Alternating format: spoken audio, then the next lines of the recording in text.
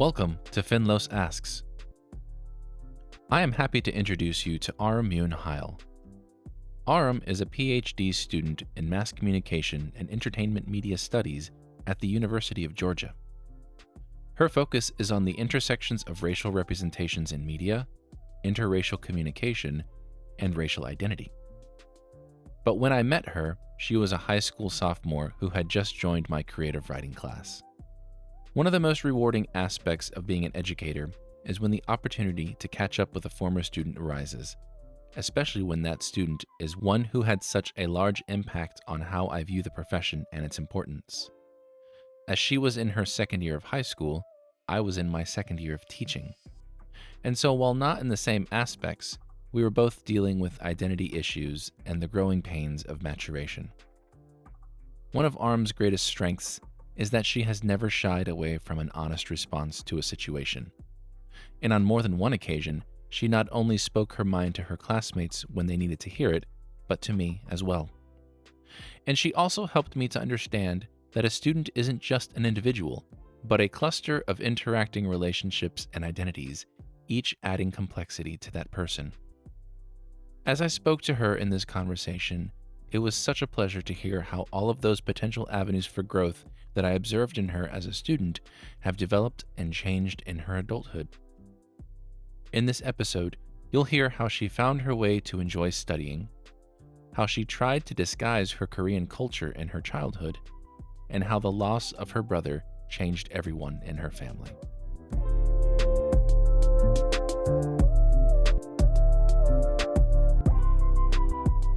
So you said you're in Athens right now? Yeah, I'm in Athens just for school and work, just for today, and then I'm leaving tomorrow. But I currently live in Savannah. I just moved to Savannah a couple months ago. Okay. What brought you to Savannah? My husband got a job at UGA Marine Extension's office in Savannah, so we moved from Athens to Savannah for his new job, and we love it. We love Savannah. So just to get my geography right, Athens is much closer to Atlanta, right? And then Savannah is like the southeast coast? Yeah, Athens is a little like northeast of Atlanta. Some people think it's like an Atlanta suburb, but it's not. Um, but it is like northeast of Atlanta. It's like an hour away from it. And then Savannah is on the coast of Georgia. It's about 2 hours north of Jacksonville for my Florida peeps. Okay. And if I'm correct in keeping up with you on social media, you're working on finishing your PhD, is that correct? Yes, that is my current progress stage. I'm working on my dissertation, on my proposal. I'm doing my PhD, which is surprising to many around me because I was never a school person. I don't know if you remember that, but I was just I don't know not what a you're school talking about at all. person.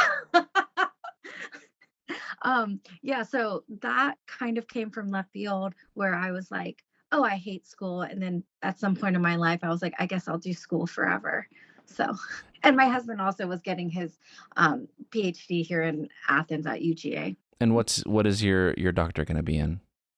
My doctorate is in mass communication and entertainment and media studies. So, Can you walk us through the journey that got you to that point? Because that's it's both right up your alley and new for me. So I would love to hear some of that. yeah, so a little bit makes sense because I really love TV and movie. And sometimes I feel like TV and movie kind of helped raise me, especially growing up in America. It taught me a lot about like what it means to be American and just those things. So I was like really in love with it. And I thought, how could I make this my living? That's when I decided to do my PhD, but that didn't come much later. Um, Honestly, when I graduated from Lincoln, I really didn't have any path. I didn't have any thought of what I was going to do. I didn't even apply to college. Um, I didn't apply to college. I had no future, but I went to Tallahassee Community College and I started there. I had taken a couple classes and then I failed and I flunked out of TCC, which also wasn't super surprising, but I flunked out and then I took some time off. And then when they were like, oh, we can let you come back, I really realized like, oh, it's important for me to go to school. And then I took a public speaking course, which was required of me. And I did a speech in my public speaking course. And my speech that I decided to do was being Asian American. So during this time, I was probably like 20, 21, 22. And like my Asian American identity was becoming way more important to me. And so I did a speech on it.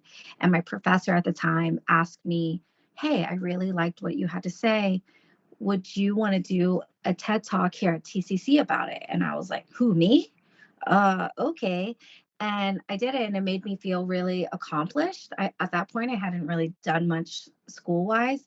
And then I went to University of South Florida after that, and I finished my degree pretty shortly after that. And I had a professor there. I was planning on going to like speech pathology. And then I had a professor there tell me, "Hey, have you ever considered grad school in communication?" Because I had done some other classes there. And that's kind of what made me start grad school. And then I went to UGA for my master's, and I kind of stayed in school. And I weirdly enough, I really liked the teacher part of it. I really liked what my professors were doing.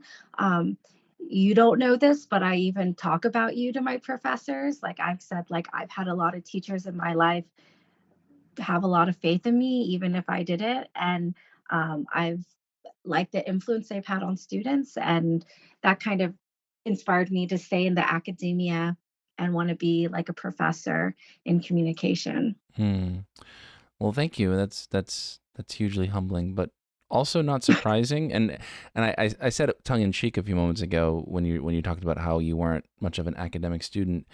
And one of the things that I've always tried to live by as a teacher and educator is to remember that academics are a very limited snapshot of what any individual can do. And I disagree. I think that you were actually a very strong student, but Oh, I definitely do agree that your strengths were much more in the communication realm. And just for our connection, you were in my creative writing class. Were you all 4 years? I think you were at Lincoln.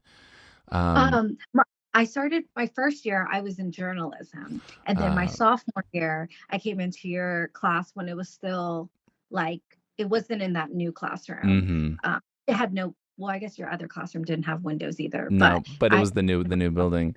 But yeah, so yeah. you were always a a leader in that class, and again from the teacher side of the desk, that was something that always stood out to me is that you were able to navigate really complex relationships between some of those social groups in high school, and I'm imagining that still continues. But yeah, that's your path. From what I'm hearing, is not really that surprising. But I'd love to hear more. So, what are you Oh, doing? What are you doing with communications? Like, what does that mean in a real world sense? sure. Okay. Well, first of all, whoa, that's very surprising. Thank you. I appreciate it. Coming from you, I'm like, holy shit. Okay. So I I got my master's degree. Well, okay. There was a point when I was at TCC, Tallahassee Community College, and I was taking a course that meant a lot to me. It was African American literature, and it really meant a lot to me as a like just the racial component of it in America and the way I could listen and read the readings and hear the discussion in the classrooms. And I called my brother at the time really fired up. I was hmm like, what are we going to do about this problem in America? You know, very like early 20s. And he was super annoyed because he was at work, and he basically was like, if you want to do something about it. And I was like, okay. Um, and so I was looking at communication through a racial lens and also a lens of a person of color. And after I got the opportunity to do the TED talk about being Asian American, I had a conversation with my brother again about it. And he was like, "Man, you're doing it. This is so great. I can't believe it. I'm so proud of you." And we even had this conversation that was like, this next year is going to be the year of the Yuns. We're totally going to seize the moment. You're going back to school. I'm doing such and such. I didn't know it at the time, obviously, but that was the last time I saw my brother before he passed away. So that kind of conversation I hold with me and every motivation that I have. So when I was pursuing grad school, I went to do interpersonal communication, which is basically like our everyday conversation with individuals. I love that. I think it's so interesting what we learn about each other, and through one like just like this, through informal moments, through formal moments, through moments in the classroom, through dating, like dating in college is so interesting to me. I never did it, but like when I hear my students talk about it, I'm like, oh my God, that's so fascinating. Um, but when I did my thesis in my master's, it was about the film Crazy Rich Asians, but I was really interested in about how Asian Americans talked about the film, how they talked about it interracially, how they talked about it with other Asian Americans. And what I found was that Asian Americans really were they loved the movie. They felt very seen by the movie. They felt represented by the movie. They were like, this is the movie for us. But they didn't want to talk about it with other racial backgrounds, mostly with white people. They felt really nervous. They were like, well, they won't understand. So that led me to get my doctorate, where I was thinking, well, why are these movies that are supposed to be promotional for people of color, it's supposed to be everything that we want, more diverse, more PC, but they're not giving people of color the confidence and the comfortability that they want in society.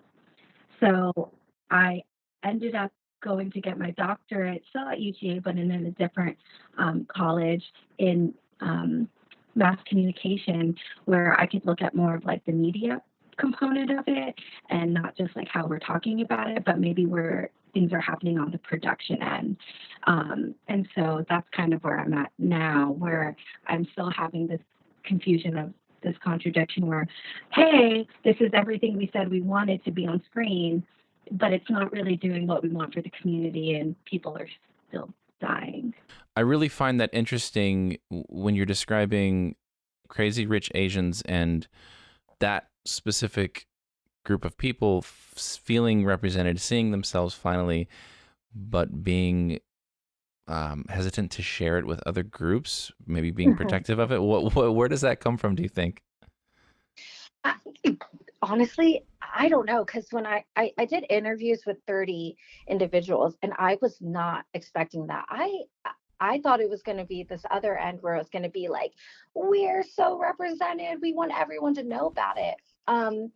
A little bit, I think it's similar to like an inside joke where you hear, where you're with your friends, there's an inside joke, and like you feel good when you share it with them, but when you say it in front of people who never heard it, they just kind of don't get it, and you're like, ugh, okay, like you had to be there. I think it's like this you had to be there moment, where a lot of things in that film, Rich Asians, are culturally relevant to an Asian American community, and Mm. not Asians from not Asians outside of America, like specifically Asian Americans, where they feel like they're a part of this cultural moment. They get the inside joke, but they don't feel like others will. So they don't even feel like they need to say it to them. Or they feel like if somebody outside of the community says it, they're saying it, but not really getting what the joke or that reference means Mm. entirely. So that's a big deal for you to have this piece, or for people to have a piece of media that they feel captures something that folks haven't seen until that point, or haven't had the opportunity to see, and then almost want to take ownership of it. Yeah, definitely, definitely. It's wild, because I guess like I didn't really, I guess I felt that, but until I started talking to other people, I was like, yeah, I do feel that. I totally feel that. Hmm. So just thinking about that, and I'm thinking back, I mean, because again, our lives mostly occupied high school for Hmm. you, and I'm just thinking back to the groups that were at Lincoln High School. I mean, it was a fairly diverse school when you look at the numbers, but it was still Hmm. largely divided among black and white. I mean, there were pockets of Asian Pacific Islander students and some Latinx students. What was your experience of that, and has that sort of that breakdown of cultural groups continued on as you've done your studies in Central Florida, South Florida, and then in Georgia? Honestly, Lincoln is something that I wish I took more advantage of. I realize now how diverse it was, but I think I, at the moment, was trying to suppress like my otherness, my Asianness, like anything that made me seem like not the norm, that I didn't accept it. Hmm. Really the only interactions I had with like Asian people would be through my brother, who was like 2 years older than me. And then just every now and then when I had classes with other Asian people. But my experience at Lincoln was pretty whitewashed, like significantly whitewashed. And it's kind of still something I'm going through because my husband, I've known since I was 10. We went to elementary, middle, and high school with. So it's been nice because I can talk to him about it. I'm like, did you notice this? This has been my experience. And he's like, oh my God. And he's white. I should say he's white. And we look back at those moments and, I feel bad because it's not like I'm trying to put him on the spot, but I realized that a lot of things that I did was trying to play favor to whiteness and trying to pretend almost like I wasn't as Asian as like some Asian people at school. And I'm really embarrassed by it for myself. I'm like, wow, that I can't believe I acted that way. And What does that look like, if you don't mind me asking? Like, if you're saying you're playing down your Asianness and kind of playing favor to the white groups, like what does that look like in practice? oh yeah. Well, probably one major way that affected me the most was like this kind of model minority trope was like, being smart and blah, blah, that kind of thing for an Asian to excel really well in school. So instead, I did the very opposite. I was like, I don't care about school. I'm not going to do anything about school. I don't care. I just want to be like friends with people. I just want people to like me. And I just want to like get along with everybody. So that was one of the major ways that I kind of try to minimize my Asianness. The other thing was like, I just try to not make it a difference at all. So if I had friends come over to my house and they would say things maybe about the way my house smelled, which back then they would say it smelled fishy, but today I realize that it's just Korean food. And now when people come to my house and they smell that, I'm like, yeah, doesn't it smell great? But back then, like, oh, I know, I can't believe it. It's so weird. But now it's something that I like really enjoy. Hmm. Um, so some of those ways, and just some jokes students would make about me that at the time I either like was really sad about or I would like laugh with. Um, I didn't realize like how much they hurt me. But if I think about if I had a daughter today who someone said those to, I would like want to go to school and like punch them in the face. Sure. Yeah, a lot of this resonates for me because growing up, my father is from Honduras, and he immigrated to the U.S. when he was fairly young, and when he had us, we Mhm. were there was no aspect of that culture that he passed on to us. We didn't learn any of the language. There's Mhm. none of the indigenous or Latin culture, and that's something that I definitely regret now as an adult. As a Mhm. kid, I didn't think about it. It was like, it's America. We do what American and white people do, and I thought of myself as white. But now I definitely um, I would go so far as I have a little bit of shame about not carrying on those traditions. Are you trying to reclaim some of that?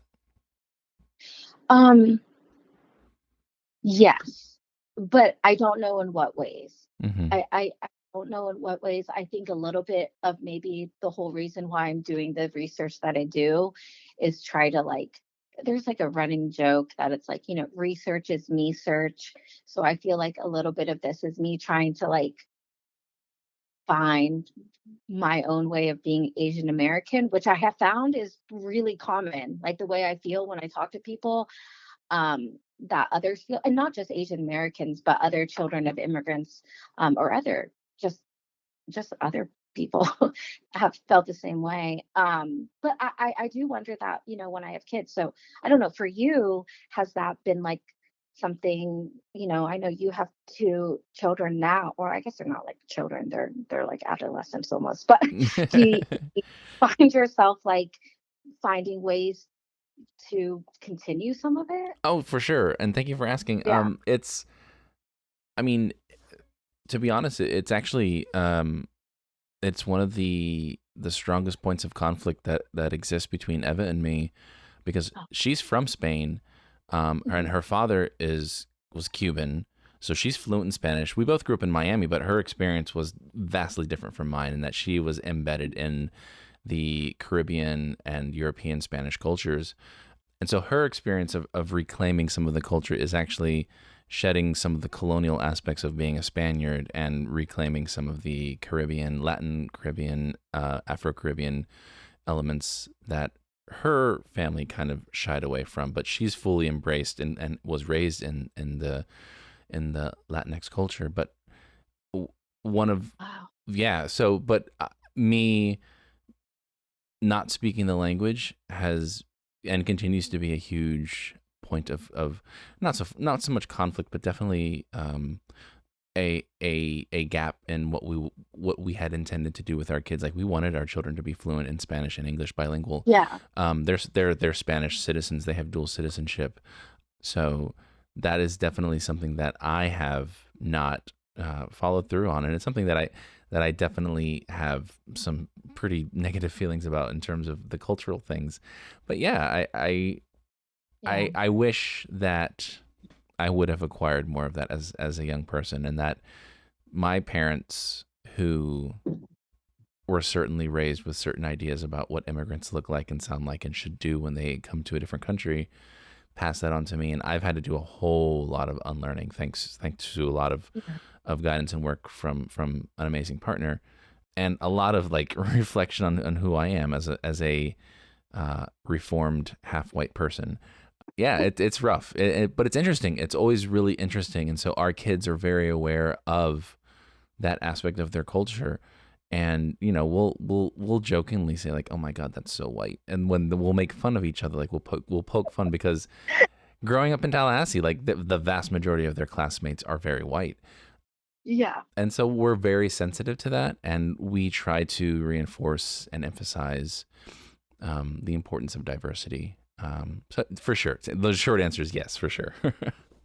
Wait, when did your dad move to the States? So he moved in the '60s. So Oh, oh yeah, so wow. it was a different world.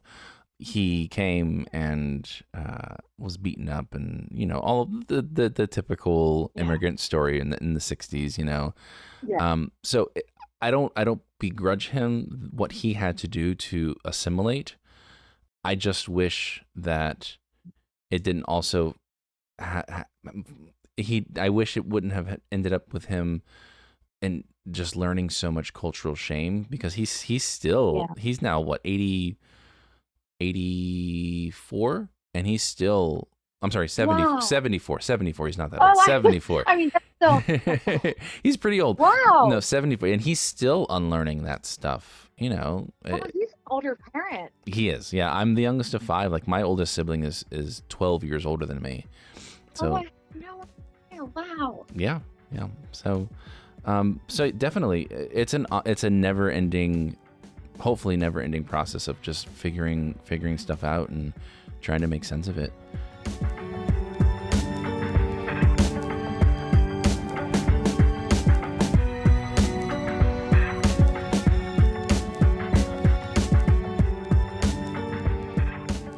When did your parents come to the States? Or were you born here or were you born in Korea? I was born in good old Tallahassee, Florida. Woohoo! Um, which I do. I love Tallahassee. Um, it's like forever home. Um, my parents came here in 1983. Okay. So, my dad went to graduate school in Iowa State in Ames, Iowa, and that's how they came over here from South Korea. And then my oldest brother was born in Iowa, which we kind of always like not always, but like every now and then we like kind of make fun of him for it. Hmm. And then my other brother and I were born in Tallahassee, and because my dad ended up coming to school at Florida State. Um, so I was raised very much in Tallahassee. I mean, my entire life, and that kind of was the same with my dad and mom. At least, like I don't know the Korean language very well.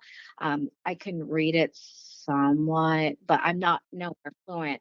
And like actually, a couple years ago, I was having breakfast with my parents, and my dad was like, "Oh, do you ever feel like bad that you didn't learn Korean?" And I kind of like snap back at him. I was like, "No, why would I feel bad about that? That's not my fault." And then I kind of yeah, it was just like a really bitchy moment of me. But looking back, I'm like, oh, he's probably asking that because I think maybe in some way he feels bad Hmm. because I think he feels like, oh, but growing up, he was very, very forward with saying, I want to raise you guys as Americans because Americans have all these opportunities that I didn't have as Koreans. And so he would say that. And I think maybe as he's older, he kind of is like, I should have found more of a balance, maybe. I'm not sure. I've been lucky and have had the opportunity to travel to Spain to spend time with Eva's family there, Oh, and nice. yeah, I'm not fluent. I can hold my own in a conversation sometimes, and I have a pretty decent vocabulary. Thankfully, it uses the same alphabet, which makes things somewhat easier. But but there's so much culture, and there's so much that you learn and that you carry with language, Yeah. and that I think as a language teacher, I I love the nuances of language because ultimately language is not perfect. It's symbolic. It's like I have these ideas, you have your ideas, and the best we can do is try to find the right words. But the more words you have and the more languages you have, the more accurate you can say those things.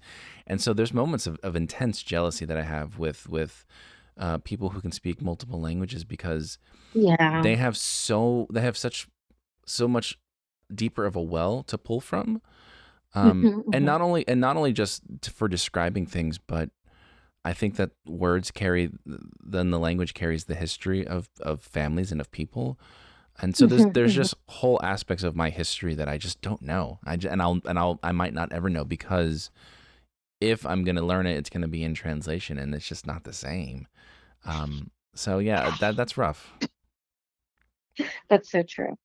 When you were younger, what parts of their lives in South Korea did they feel was important that you knew about though? Um, well, there was a time where I got to go to South Korea and visit with um my extended family. And again, like looking back, I'm like, oh my God, I was like such an American kid. Like, oh, I just want to like hang out and play. And they were doing school, and then also they had like tutoring sessions. And I remember thinking like that's too much school. Um, but I'm like now I'm like, oh, I kind of get that. Um, but one of the things that I think maybe I feel very fortunate for is my mom really instilled a lot of like traditions and practices in the kitchen. Mm. So in some ways in the kitchen, I'm very Korean. Like I'm like, oh, I'm not even Korean American. I'm Korean, but also I don't know because I'm Korean American. Um, so those kind of practices, I would think my mom really. I don't even know if she knew she. No, she must have known. Those kind of practices. As far as language, kind of just the little expressions my mom gave me. I say a lot still at the house, like clean your room or like I'm scared, like those little things that are kind of um you don't even know you're saying it. I Hmm. say, I don't know what those are called, but those things. The like idioms. Yeah, idioms. Thank you. Hmm. Yeah, and I agree wholeheartedly. Thankfully, you don't really need language to cook and to taste, and Yeah. that's definitely someplace where I have really embraced those aspects of the culture. I love cooking, and I remember there was this one time I was sick, and you told your mom, and your mom made this amazing soup, or was it a tea? Oh Um, my God. it was a ginger and lemon tea, I think. And it was it I was still make that. it was so good, and it made me feel so much better. We still make it too. We like looked it up, and we still make it up. We still make it when we're not feeling well. Oh, Yeah, no, and so it's those moments I think that really they stick, and it's very endearing. And that when I think of that, I remember you had there the expression when you came oh, in, you had a thermos, and you said, "I told my mom that you weren't feeling well," and she immediately like made this for you, and you were almost, and there was like a hint of embarrassment, like you were really shy about. I really, Yeah, it was there, and like you didn't know how I was going to like what is this? What are you giving me? Like, and I was so touched. And when I told Eva about it, she was like, you were family at that point, oh, because that's I how you. don't remember this. Yeah, that's how we show care to each other. Is like when people don't feel well, you feed them, you make them feel loved, and so like I've always felt that connection, and I think that Oh, there's something that doesn't isn't part of American life. There's a coldness, or there's a distance, or I don't know what it is. Maybe there's even like a hesitance, like I don't know how you're going to take this, so I'm just not going to do it because yeah. it's not worth the risk or the emotional vulnerability of like, hey, I made this thing because you said you weren't feeling good. I'm so that's something that I think for some reason peoples of color just tend to not mess around with it. Just like, this is what you need. Let me give it to you. Yeah, I have that like a couple years ago, my mother-in-law was sick and I did the same thing for her and I felt that same way. I was like, "Oh, this is something we make at home." Like, I don't know if it's going to heal you, but like, right? And she tells me that she's like, "Oh, I just love that. I make it all the time." And then I was like, "Is she just saying that to be nice? I don't know." But I have felt more confident just giving people food. Like, Hmm. as just to make them, not to make them feel better, but if they're sick or I feel more confident in that, like, food is something that connects people and it might be the best communicative tool that I can grasp onto. I agree with you 100% with food, and like the little family traditions that they're sometimes based in culture, but they're also sometimes like just blending of different things, like those little household traditions that we hold, I think are super important.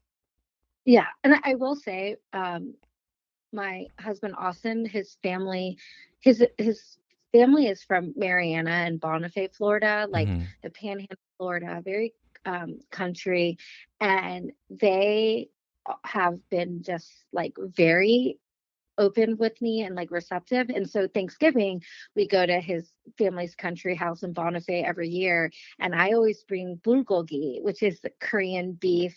And the first year I did, now I realize this must be my MO, but I super downplayed. I was like, it's just fine. It's okay. But I'm going to bring, yeah, and then this year I brought it again, and his aunt was like, "Oh my gosh, you have no idea how much I look forward to this every year." I was like, "Whoa, really? Oh my God, I didn't know." So, it feels when they like are excited about something that my family like just does on an everyday. I guess Hmm. I don't know. Yeah, we totally usurp Thanksgiving. We don't do turkeys. We bring like shredded pork or something like that. That's totally not at all American traditional, and everybody's always like, wow, why do we eat turkey? Yeah.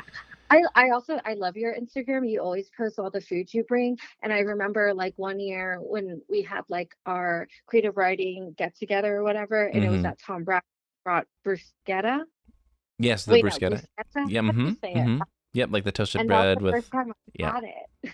Yeah. Um, and I was like, oh my God, how do people make tomatoes this good? This was delicious. Just tomatoes. I was like, oh wow.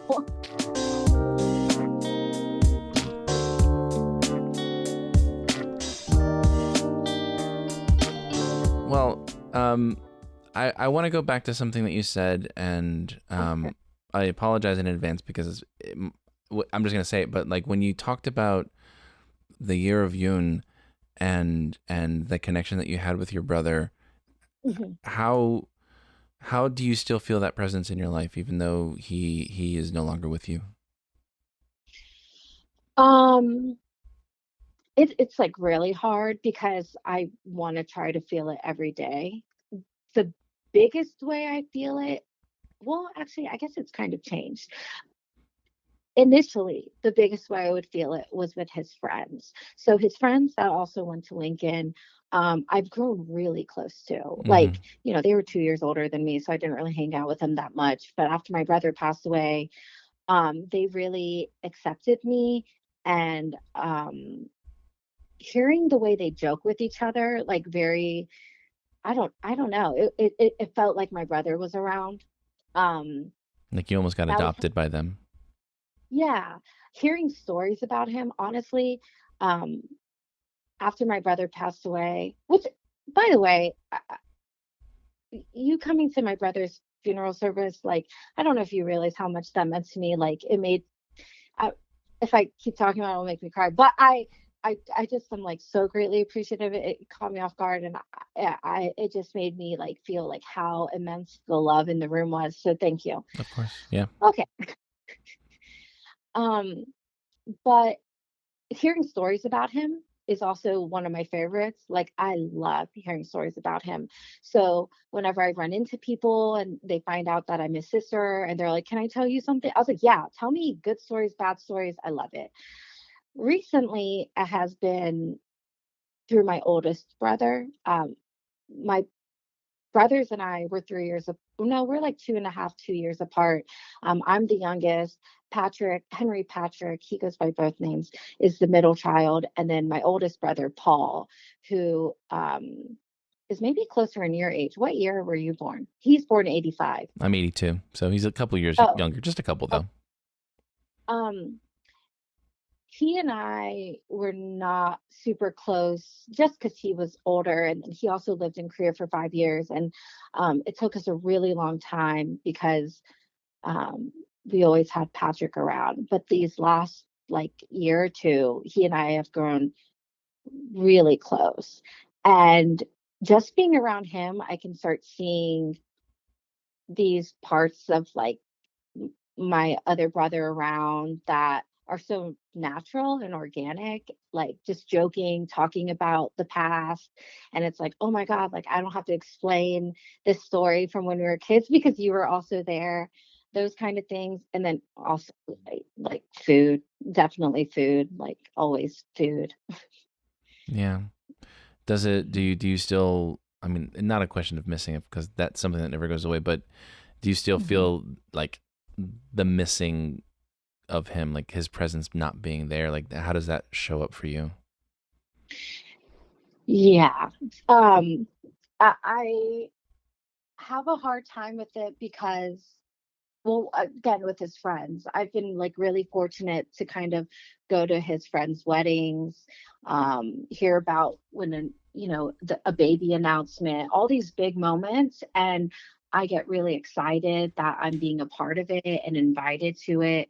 But then also in my heart, I'm thinking it shouldn't be me. It should be him, and I would rather it be him than me. Like, I don't get to be a part of this celebration. The only reason I'm part of this celebration is because my brother's on.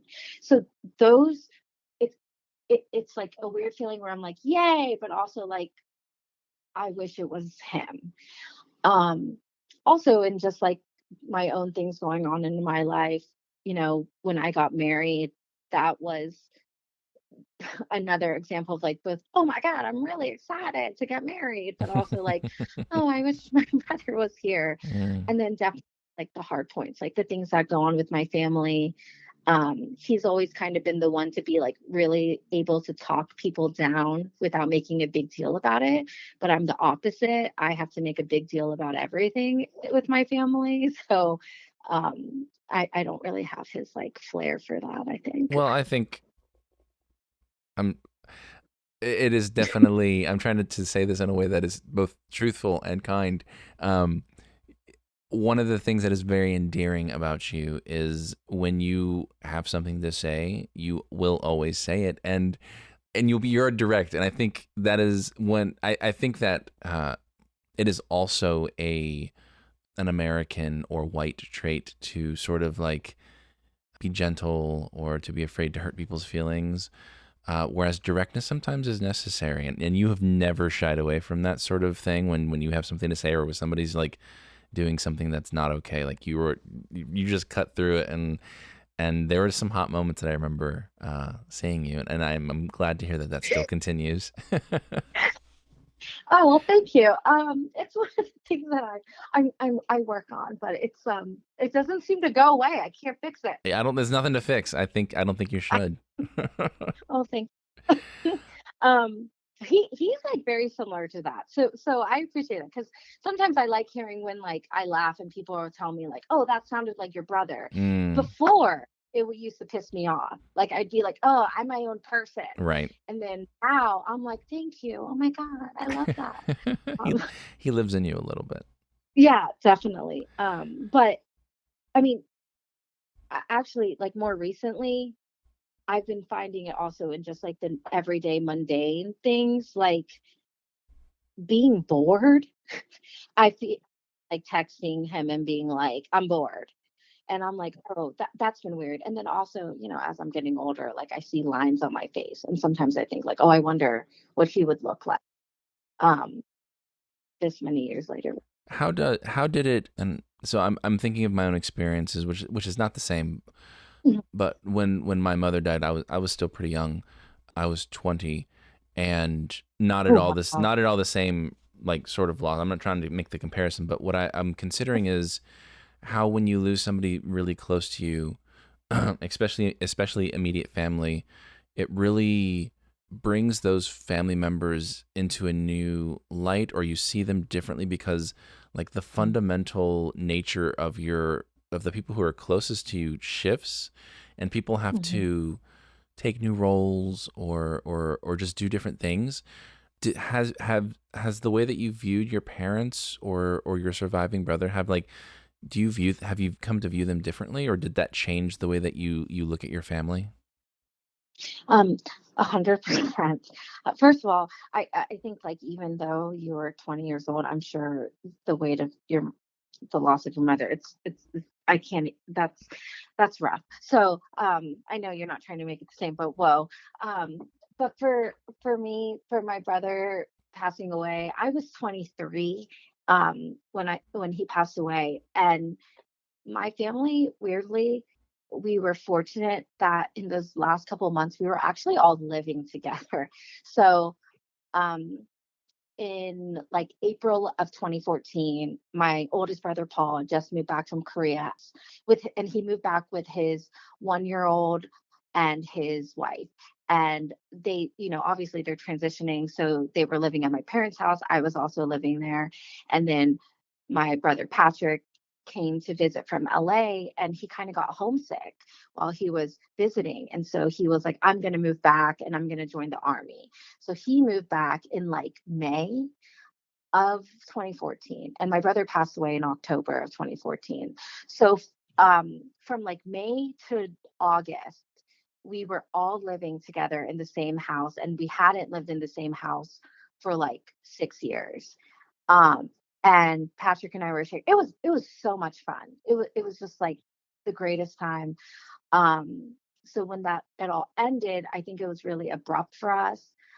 Something that the biggest, the very biggest change that I noticed in my parents was the emotional sensitivity and talking about their emotions.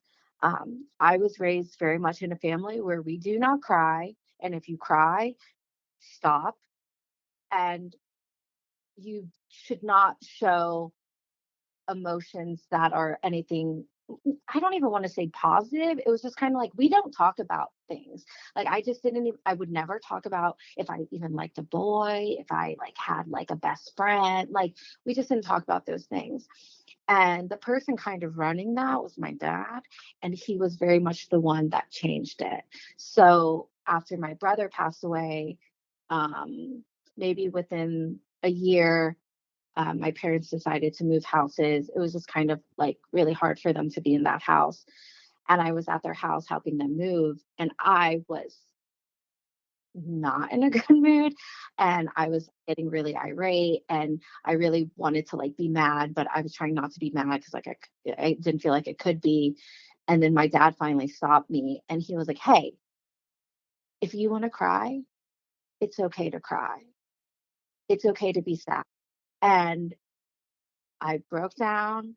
I bawled like a baby, and like from that point on, my parents and I do not hide any negative emotion, any sadness, any madness. It's weird. It was weird because we never did that before. And now we're like, how are you feeling? But my oldest brother didn't really come along to, he's still kind of, maybe in this last 2 years, he's starting to be okay with expressing his emotion that way. Wow, it's amazing how just it's not amazing. It makes sense actually when you think about what that is, but it's just crazy, and it's awesome to hear that Yeah. you have been able to find a new not to create a stronger relationship, a different relationship. I mean, it's probably a little bit of both. I mean, it sucks that that's how it happened, but I think all of us kind of had a second where we realized that it doesn't really matter if we're not with family and if we can't talk with family. But before then, my parents would never be the people that I went to for emotional support. And now they're the first ones I go to. Well, I mean, my husband first, and but also with my parents, they're extremely loving, extremely caring. I think they always were. I don't think they ever allowed themselves to be. Yeah. I love them. Me too. Oh wow, that's awesome. Thank you for sharing all of that. I hear it in your voice, and I know it that it, and I remember being at the funeral, just seeing the range, because you and your parents, and I remember most your father, where he was laughing because somebody had said something that your brother had done. They're just reminiscing about these stories, and the laughter was so pure, and you were laughing, and then in a split second it just went full circle to the remembering the loss. And and again, I was honored to be there, and happy to be there to show. I think that funerals are, or any sort of rituals around the passing of loved ones, I think that they get a bad rap. I think that they are an important part of the mourning process that often just get kind of pushed to the side, which is unfortunate. So thank you for talking about that with me. Oh yeah, and it's great because honestly, that funeral I think was a big shifting moment for my dad. He kind of talked about it, but I don't think, I mean, it makes sense. You lost your son at that moment. The whole weight is on your shoulders, and that whole morning he was talking about that, how no one understands what he's going through. No one understands, what that means for a father to lose their son, and that's true. No one in our family does. But until we were at the funeral where he saw all these people, he got to talk to other people, he realized like how much my brother meant to so many people. And he was like, I understand my loss is great. And I would still argue his loss is greater than many, but there was something at that funeral that made him really realize, like, holy crap, like this is bigger than me. And I don't know. I still feel that way about my brother. I still feel like he was kind of this force to be reckoned with, and he was somebody that um, I think he would be surprised how much his loss meant to so many people.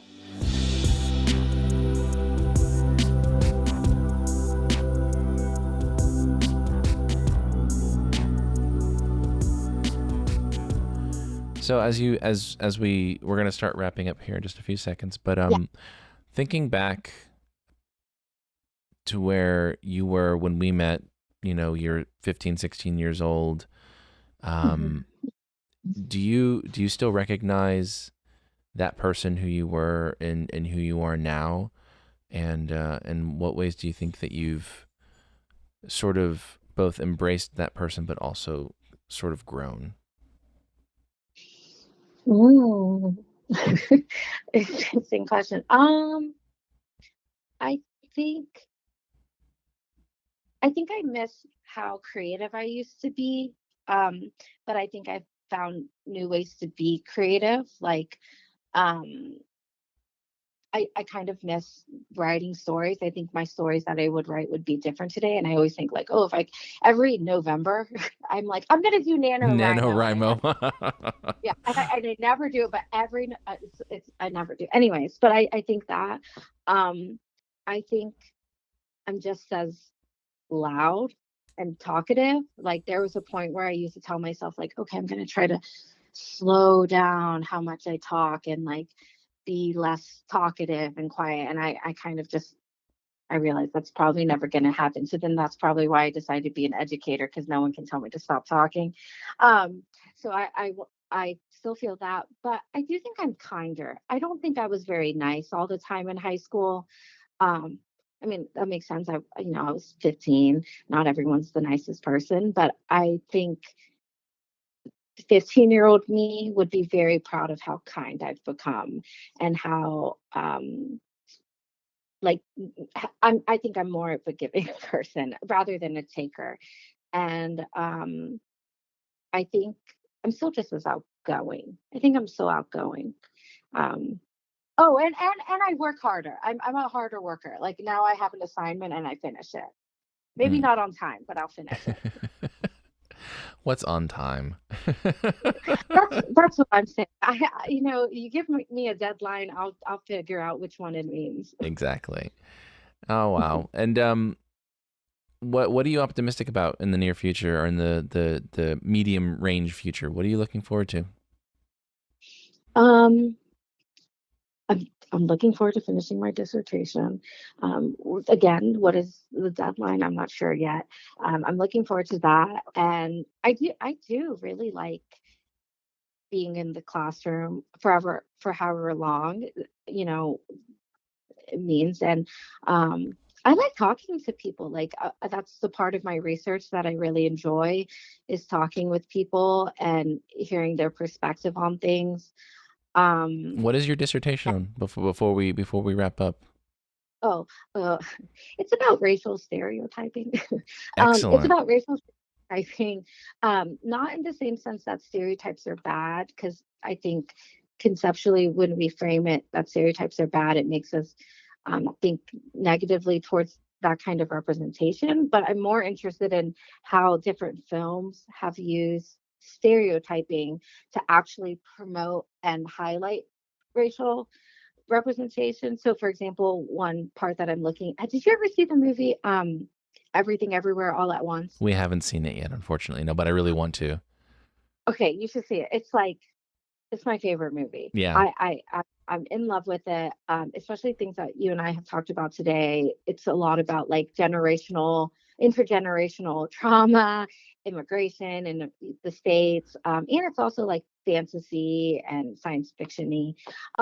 So that film, it centers around. I don't know how much you know about it, but it Mm. centers around um, a Chinese immigrant mother and her daughter. So it's very much about that relationship. But I'm looking at how that film actually uses a lot of Asian stereotypes to kind of promote and highlight Asianness. So like as an Asian woman watching it, I'm seeing the stereotype, but I'm laughing and I'm like, I love it.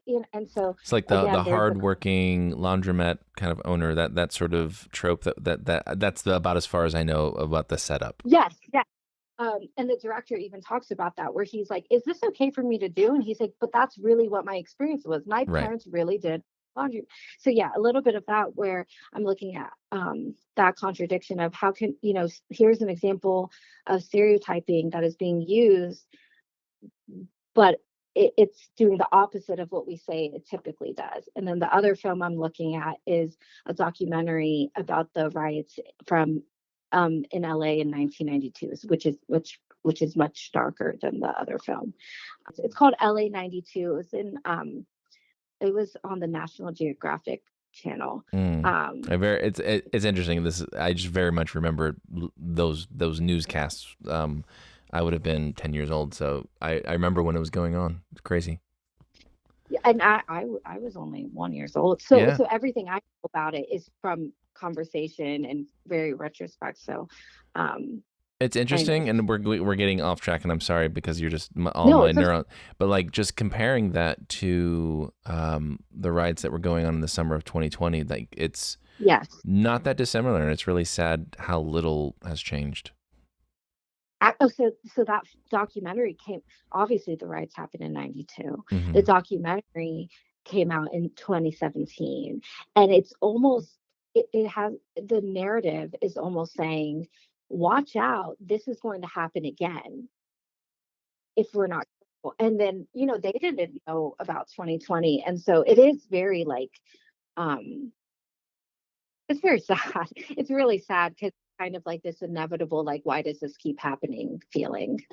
Well, thank you so much for speaking with me. It is going to be something that we watch very soon, and I think I'll be in touch, and I'll get Eva to sit down with us, and we'll have a conversation about that. I love it. I think you guys will really like it. It's a really good film.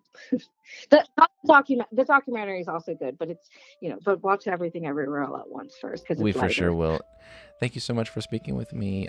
Okay, yeah, watch the movie and then let me know, and then let's talk again. We will. Alrighty. Have fun and be safe. Okay, bye, Mr. Fearless. Bye. That's it for this episode. If you have comments, questions, or suggestions for future episodes, please contact me via social media. Email me at finloslives@gmail.com or leave me a voice message via the SpeakPipe app at finloslives.com. If you would like to become a financial supporter of the show, you can do so at the Finlos Lives page on Patreon. Thanks for listening, and I look forward to our next conversation.